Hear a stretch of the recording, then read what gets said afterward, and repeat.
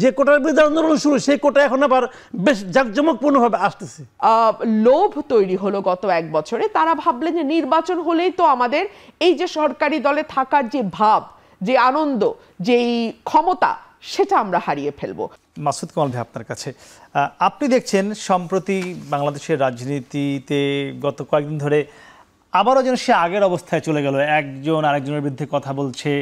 বিশেষ করে এই মুহূর্তে যে প্রধান তিনটি দল, যেহেতু আওয়ামী লীগ এই মুহূর্তে রাজনীতিতে মাঠে নেই, রাজনীতি করতে পারছে না, তাদের রাজনৈতিক কার্যক্রম স্থগিত রয়েছে, আমরা দেখছি এখন একদম প্রকাশ্যেই কিন্তু বিএনপি কথা বলছে জামাতের বিরুদ্ধে, জামাত বলছে বিএনপির বিরুদ্ধে, এনসিপি বলছে বিএনপির বিরুদ্ধে, মানে সব মিলিয়ে আবার একটি আমরা বলতে পারি 5 আগস্টের আগে যেভাবে আওয়ামী লীগের সঙ্গে অন্যান্য দলগুলোর সম্পর্ক ছিল, এখন এই তিনটি দলের মোটা দাগে সম্পর্কটা সেখানে চলে গেছে।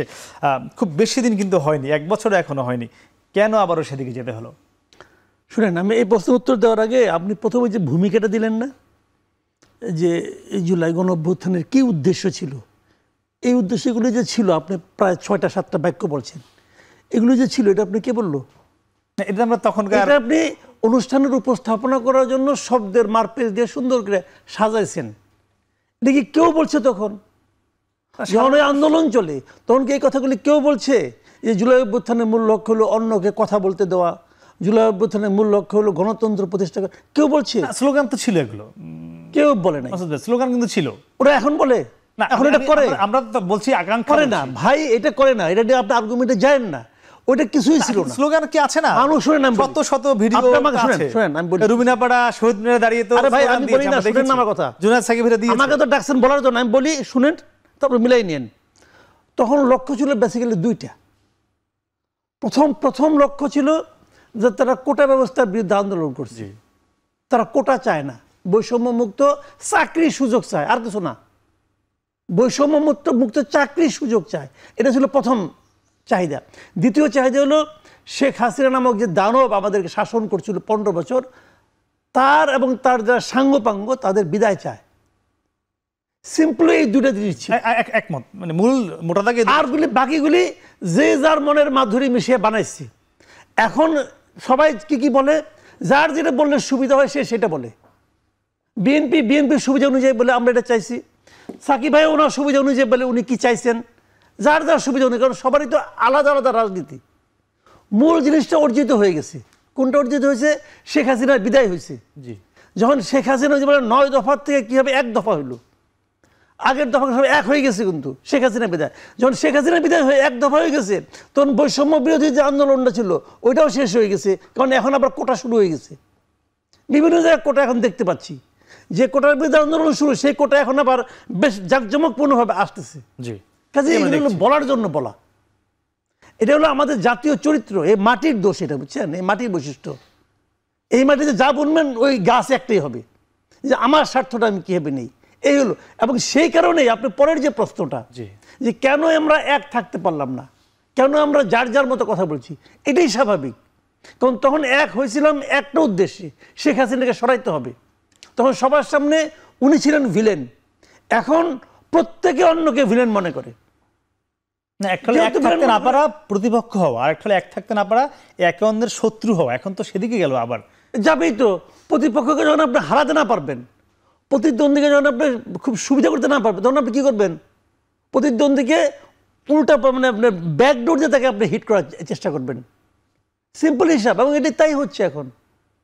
এখন যা কিছু ঘটতেছে ওইটা যার যার রাজনীতির কারণে, এবং আমাদের রাজনীতি যে কত ভয়ঙ্কর রাজনীতি, এটা দেশের মানুষ এখন দেখতেছে। জি, আমি আসবো। রবীন্দ্র, আপনার কিছু নিশ্চয়ই মনে আছে আজকের সেই দিন, যে 2024-এর জুলাইয়ের যে আজকে ঢাকা বিশ্ববিদ্যালয়, ঠিক এরকম সময় আর একটু পরে ঢাকার কন্যারা নেমে আসলো, তুমি কে আমি কে, রাজাকার রাজাকার, কে বলেছে স্বৈরাচার স্বৈরাচার। তো এই দিনটি ঠিক 1 বছর আজকে পূর্ণ হলো মাত্র, কিন্তু আমরা সেই রাজাকার নিয়ে আবার দেখছি রাজনীতিতে আবার ফিরে এসছে, আবার সেই ট্যাগিং, একদল আরেক দলকে চাঁদাবাজ বলছে, আরেক দল আরেক দলকে রাজাকার বলছে, আরেক দল নানানভাবে ট্যাগিং ব্যাশিং শুরু হয়ে গেল। মানে আপনি তো বিএনপির এখানকার প্রতিনিধি, কেন এটি শুরু করতে হলো আবার? আপনাকে অসংখ্য ধন্যবাদ। আজকে 1 বছর প্রায় হয়ে গেল, তাই না? আর কয়েকদিন পরে 1 বছর পূর্ণ হবে, 5ই আগস্ট। পিছনে ফিরে তাকালে হতাশ হতে হয়। আপনি অনেকগুলো প্রশ্ন রেখেছেন না মাসুদ কামাল ভাইয়ের কাছে যে এটা এটা এটা এটা এটা এটা স্বপ্ন ছিল। হ্যাঁ, এটা সত্য যে 1.5 মাসের আন্দোলন প্রাথমিকভাবে একটা কোটা সংস্কার আন্দোলন ছিল, সরকারি চাকরি বৈষম্যহীন করার আন্দোলন ছিল, এবং পরবর্তীতে আন্দোলনটি এক দফায় পরিবর্তিত হয়। কিন্তু আপনি যে বাক স্বাধীনতার কথা বলছিলেন, আপনি যে রাজনীতিতে সভ্যতার কথা বলছিলেন, আপনি যে একটা বৈষম্যহীন বাংলাদেশের কথা বলছিলেন, আমরা যে একটা মানে আইনের শাসনের বাংলাদেশ চেয়েছিলাম, আমরা বিচার বিভাগের স্বাধীনতার বাংলাদেশ চেয়েছিলাম, আমরা চেয়েছিলাম এই দেশের মানুষ যা ভাবছে যা চিন্তা করছে তা সভ্যভাবে লিখতে এবং বলতে পারবে, এই স্বাধীনতাটুকু।